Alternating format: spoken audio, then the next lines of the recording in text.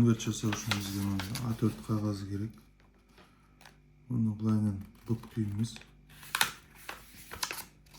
Белгілеп аламыз. Бізге A4 қағазынан 4 бұрышты қағаз жасап алу керек. Ол үшін сызығын белгілеп аламыз. Артығын қайшымен кесіп алып тастаймыз.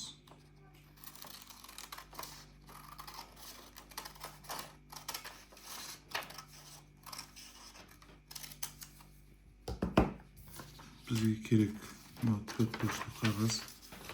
Оның ортасынан бірдей қылып бөлеміз. Айналдырамыз да келесі ортасынан бөлеміз. Бірдей қылып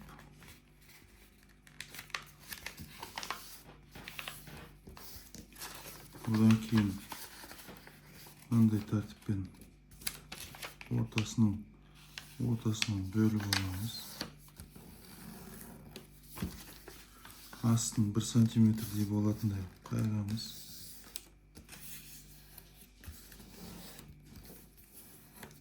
Үстінен жабамыз. Бұрыштарын 3 бұрышты бүгейміз. Екі жақын бірдей қылып. Одан кейін осы бұрыштарын ішке қарай қайырамыз.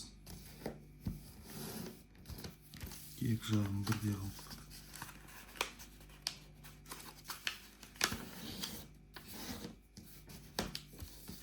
Одан кейін төбесін ортадағы сызықтың бойымен бүгейміз.